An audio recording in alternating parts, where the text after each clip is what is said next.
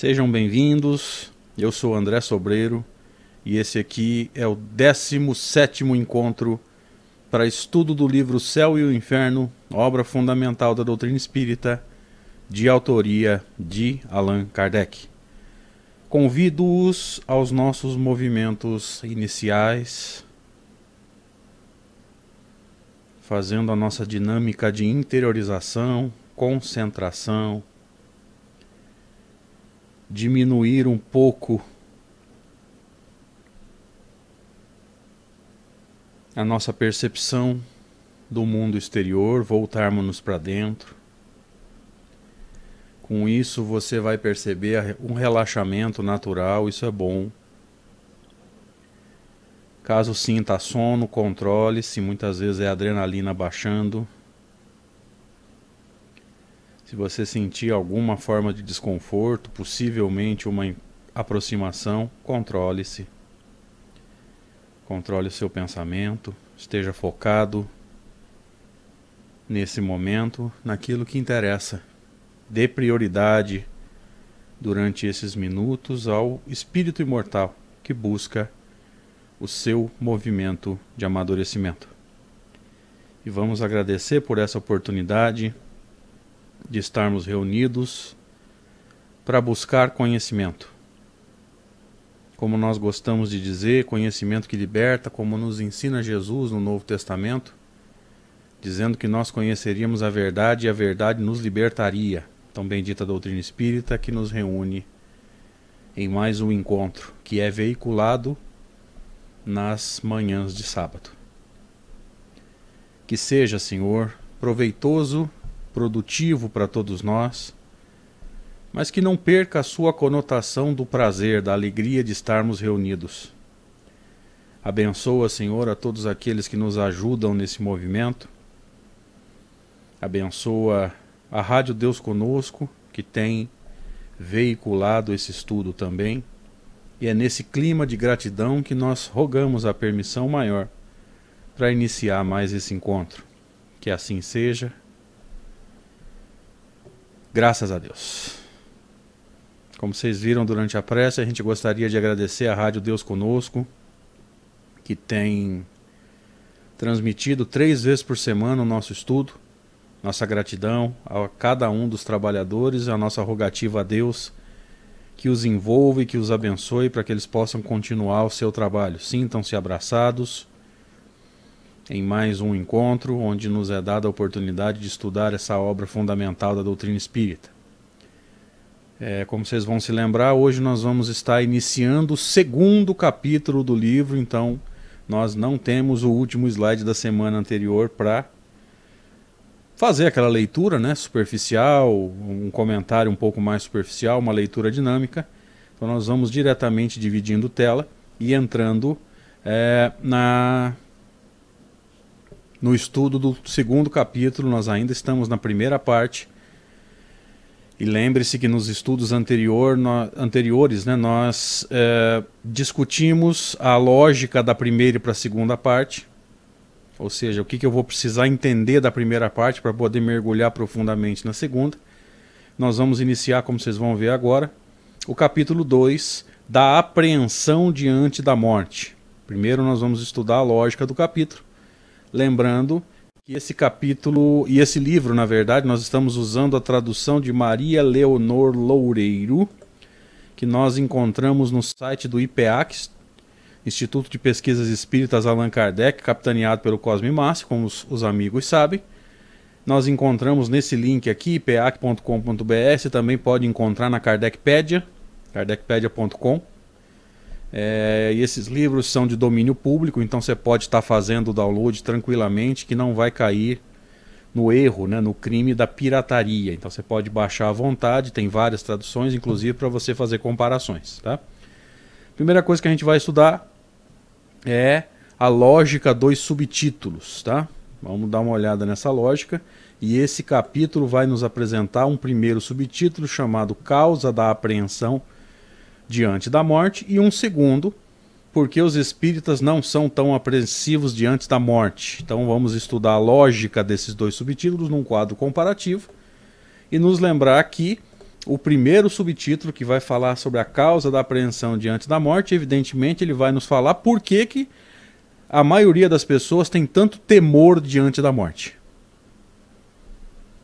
Muito tranquilo da gente entender isso. E o segundo subtítulo, porque os espíritas não são apreensivos diante da morte, também é fácil de entender, que é a contribuição do espiritismo para diminuir em nós, ou para nos ajudar a diminuir o medo da morte. Nós vamos ver durante toda essa primeira parte, que nós vamos iniciar agora, por que as pessoas, num geral, e nós espíritas ainda trazemos em nós, porque não basta apenas tornar-se espírita para deixar de ter medo da morte, tá?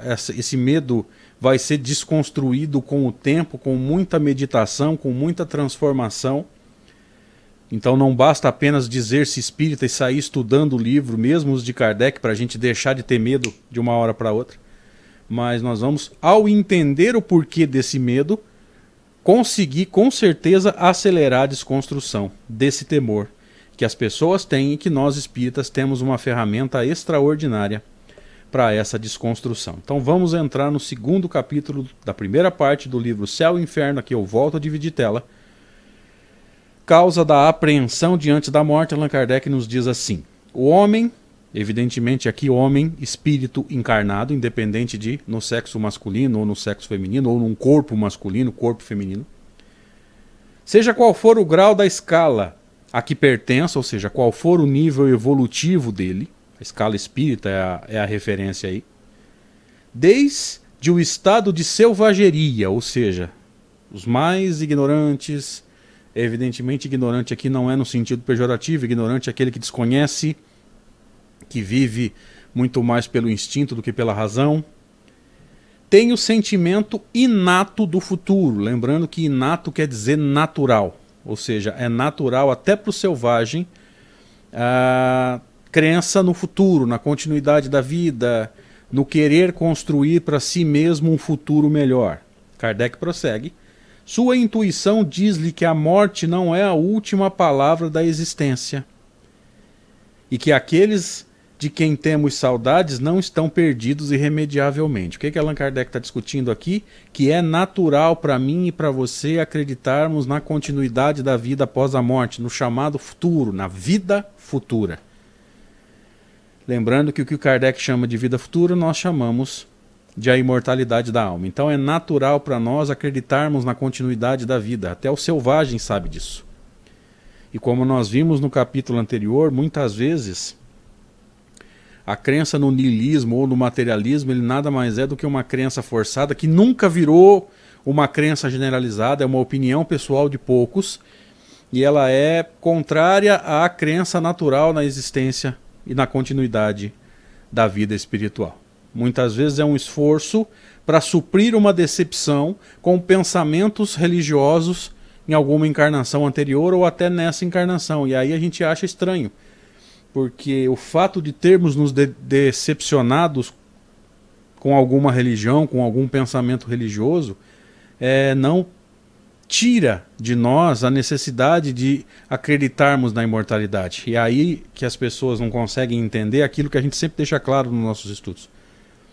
Uma coisa é você se decepcionar com o movimento religioso, outra coisa é você se decepcionar com a religião. Eu não tenho dúvida para dizer que todas as religiões são boas. O que nos decepciona muitas vezes são os movimentos religiosos, o lado humano das pessoas que dirigem as casas religiosas. E isso é importante, porque às vezes você pode não gostar do que você está ouvindo nos meus estudos. Não quer dizer que você tenha se decepcionado com a doutrina espírita, você se decepcionou com um membro do movimento espírita. Que o máximo que eu posso dizer de mim mesmo é alguém que está se esforçando para aprender e passando um pouquinho que sabe. É um aluno que compartilha, não é um professor que ensina. Então, há de se saber diferenciar o movimento espírita da doutrina espírita. E muitas vezes os materialistas nada mais são do que aqueles que se decepcionaram com os movimentos religiosos. Agora aqui eu vou corrigindo os termos, não se decepcionaram com religião, se decepcionaram com movimentos religiosos, com hierarquia sacerdotal dentro de religião. E em cima disso tentam muitas vezes, para poder fugir desses debates, desses diálogos que são importantes na correção dos erros, forçam uma crença que é antinatural. Porque o materialismo ele é literalmente antinatural, como nós vimos no slide. E aqui a gente volta a dividir tela e segue com Allan Kardec nos dizendo assim: a crença no futuro é intuitiva e infinitamente mais geral do que a crença no nada, o materialismo. Porque a crença que nós discutimos no capítulo anterior, né, a crença no retorno para o todo, a crença no panteísmo, não é a crença no nada, é a crença na perda da individualidade, mas não é nada porque você voltou para um todo. A crença no nada ela vem do materialismo, tá? Como explicar então que entre aqueles que creem na imortalidade da alma, os espiritualistas, os religiosos, se encontre ainda tanto apego às coisas da terra e uma apreensão, um medo tão grande da morte? Olha só. Então Kardec vai começando a posicionar o medo da morte, ou seja, se eu tenho esse apego, ou se nós temos esse apego tão forte às coisas da terra, uma das causas do medo da morte é o que? O medo de deixar aqui aquilo que eu gosto. O receio, e eu diria até a certeza, de não poder levar comigo aquilo que eu conquistei materialmente durante a minha encarnação. Veja, ele está começando a construir a resposta, ele está começando a construir o entendimento dessa apreensão e desse medo da morte. Se eu sou tão apegado às coisas da matéria, a pessoas, minha esposa, meu carro, minha casa, meu computador, meu celular, meu trabalho, meu diploma, fica muito tranquilo para a gente entender que parte da apreensão, ou seja, uma das peças do quebra-cabeça imenso que é o medo da morte, é o medo de deixar aqui aquilo que a gente conquistou e que de alguma forma nos confortava. E que de alguma forma saciava, pelo menos, os desejos materiais. Mas Kardec vai prosseguir e a gente volta a dividir tela aqui, passando para o item 2. A apreensão da morte é um efeito da sabedoria da providência e uma consequência de um instinto de conservação comum a todos os seres vivos. Veja que o medo da morte, a apreensão, tem a sua importância, porque se você tem medo de morrer, é natural que você se conserve. E aqui, evidentemente, ele está nos remetendo a um texto que vale a pena os amigos darem uma olhada, que é o Livro dos Espíritos, no livro 3 ou terceira parte, a chamada Lei de Conservação. Porque quando Kardec nos falou aqui, ó, é um efeito da sabedoria da providência, evidentemente providência divina, e uma consequência do instinto de conservação comum a todos os seres vivos, ele está nos remetendo à Lei de Conservação, Livro dos Espíritos, terceira parte, ou livro 3, das chamadas leis morais. Então eu vou mostrar o slide todo aqui e percebamos a conexão maravilhosa que Allan Kardec fez aqui com os textos. Ele está nos remetendo a um estudo da chamada Lei de Conservação lá no Livro dos Espíritos. Vale a pena a gente fazer essa conexão e para aqueles que se interessarem fazer essa busca. Ao final desse estudo, seja no YouTube, seja no Spotify, que o nosso áudio também está lá, seja na transmissão da Rádio Deus Conosco, ao final desse estudo, para que você possa entender isso com profundidade, buscar o Livro dos Espíritos, na terceira parte ou livro 3, na chamada Lei de Conservação, porque os textos estão conectados. Eu não tenho dúvida para te dizer que Allan Kardec usa o conhecimento da lei de conservação, do instinto de conservação, para escrever esse texto. E ele prossegue. Ela é necessária enquanto o homem não estiver suficientemente esclarecido sobre as condições da vida futura, como contrapeso ao impulso que... Presta atenção agora, porque nós grifamos e esse grifo é nosso, esse grifo não é do codificador. Então, se você for ao livro Céu e Inferno, você não vai encontrar texto grifado lá. Sem esse freio, que é a apreensão ou o medo da morte, o levaria a deixar prematuramente a vida terrestre. Ou seja, nós viveríamos de forma muito mais arriscada e desencarnaríamos muito antes do que realmente é necessário, ou seja, eu encurtaria a minha vida física por viver de forma mais arriscada. E a negligenciar o trabalho aqui embaixo, que deve servir para o seu próprio avanço. Ou seja, a gente deixaria a vida física com muito mais facilidade, viveria menos e acabaria por abandonar projetos que são importantes para o nosso progresso e para a nossa evolução. Então veja que, embora Kardec vá nos ajudar a desconstruir o medo da morte, ele tem a sua importância, mas vamos deixar isso claro aqui. Eu vou até voltar para o texto. Ela é necessária enquanto o homem não estiver suficientemente esclarecido sobre as condições da vida futura. Então perceba que o entendimento das condições da vida futura não só diminui o medo da morte, mas diminui a necessidade do medo da morte. Porque nós vamos aprender a valorizar e, por consequência, a conservar a vida física. Mais uma vez, a lei de conservação.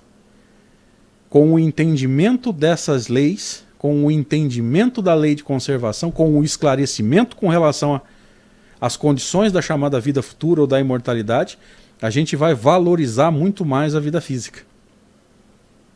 A gente vai se cuidar muito mais. Vai dar ao corpo condições de ter mais vida. E aí, se acontecer uma desencarnação, entre aspas, prematura, é porque estava no planejamento, não fui eu que deixei de me cuidar. Então veja que, embora nós precisemos desconstruir o medo da morte, e com esse capítulo eu não tenho dúvida que isso vai, não digo acontecer, mas mais condições nos serão dadas. O medo da morte, ou usando o termo de Kardec, né, a apreensão diante da morte, se mostra como uma coisa necessária, como um instinto natural nos dado pela providência divina. E sem ele, a gente desencarnaria precocemente, ou seja, a gente abriria mão de mais alguns meses, de mais alguns anos, por causa de uma vida mais arriscada e menos segura. Então veja que a providência divina foi sábia ao nos dar esse recurso, que a gente vai abrir mão e vai desconstruir conforme a gente vai se esclarecendo e conhecendo melhor as condições da vida futura. E Kardec prossegue, nós vamos entrar no item número 3. À medida em que o homem compreende melhor a vida futura, a apreensão da morte diminui. Então, quanto mais eu entendo a imortalidade da alma, menos apreensão ou menos medo eu tenho da morte. Por quê? Porque eu entendo e confio na imortalidade da alma. Aí a vida muda. Porque nós já comentamos isso aqui, vamos antecipar um trecho, um entendimento, e depois com o texto, com o estudo, nós vamos comprovar o que nós estamos falando, porque eu estou pautado em Kardec. Nós ainda temos, como nós já dissemos muitas vezes, traços de materialismo no nosso comportamento e naquilo que nós podemos chamar de personalidade. E muito do nosso medo da morte vem desses traços de materialismo que a gente ainda não enxergou e não venceu. Porque se o materialismo acredita no morreu, acabou, significa dizer que o meu desespero ao perder um parente advém desse morreu, acabou. Se eu tivesse a certeza de que não acabou, de que ao morrer o corpo, o meu ente querido desprende-se do corpo, conserva a individualidade e, portanto, continua exatamente o mesmo, a gente ficaria triste, lógico. Porque nós ainda temos uma energia emocional chamada apego. Eu não devia chamar de energia, mas dá para vocês entenderem aí os termos. Então, vai demorar muito para a gente aprender a amar sem se apegar.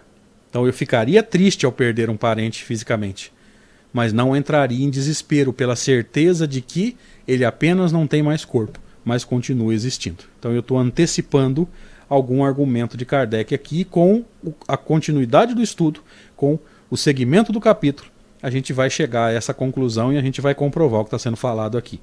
Voltando a dividir tela, Kardec nos diz assim: mas, ao mesmo tempo, compreendendo melhor a sua missão na Terra, a sua tarefa no plano físico, ele aguarda seu fim com mais calma, com mais resignação e sem temor, até por entender que ele é inevitável. O máximo que você consegue com relação à morte é adiá-la. Como? Cuidando-se, cuidando da saúde, alimentação, descanso. Se você sai para dirigir um carro em condições, descansado, não dirige alcoolizado, nem com nenhum tipo de entorpecimento. Então o máximo que você consegue é adiá-la, mas você não consegue evitá-la, porque lá na frente ela é inevitável. Daí surge o termo fatalidade. Fatalidade é aquilo que é inevitável. Então, de forma absoluta, você só pode usar a palavra fatalidade para a morte. Então, se é fatal, se isso vai acontecer, o máximo que eu posso fazer é adiá-la. Então, já é um fator para a gente, como diz Kardec aqui, aguardá-la com mais calma, com mais resignação e sem temor. Porque ela vai acontecer. Agora, o entendimento da imortalidade vai nos ajudar nesse processo de calma, resignação e sem temor. Porque nós vamos ter a certeza de que o nosso ente querido que foi, apenas não tem mais corpo. Continua exatamente o mesmo. E Kardec prossegue. A certeza da vida futura dá outro curso às suas ideias, outro objetivo a seus trabalhos. Aqui ele complementa bem o que ele diz, Kardec evidentemente, né, no Evangelho segundo o Espiritismo, no capítulo 2, chamado Não Vim Destruir a Lei,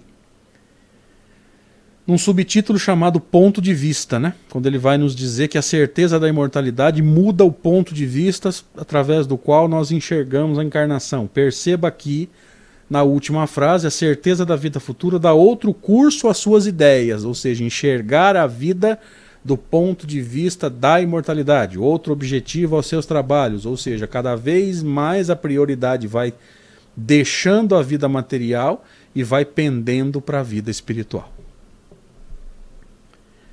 Não dá para abandonar os objetivos materiais, porque nós estamos encarnados e precisamos de matéria.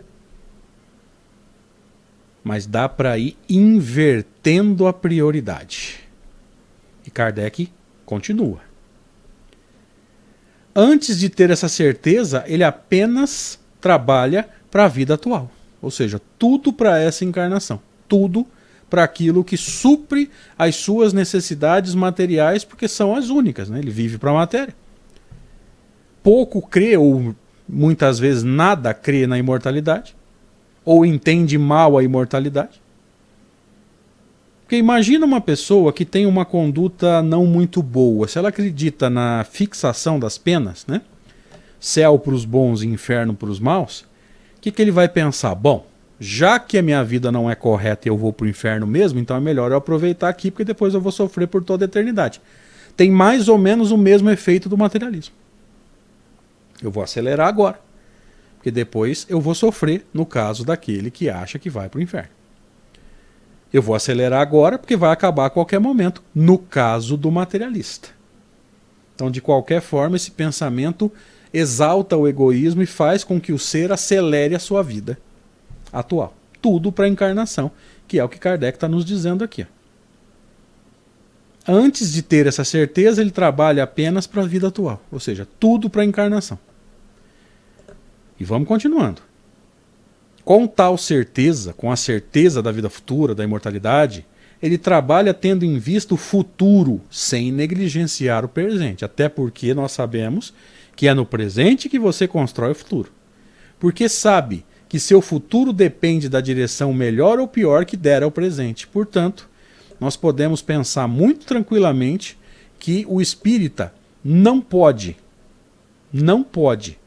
ter medo do futuro. Porque o futuro é uma construção. Se nós estivermos com medo do futuro, meio que inconscientemente nós estamos admitindo para nós mesmos que o nosso presente não está no rumo correto.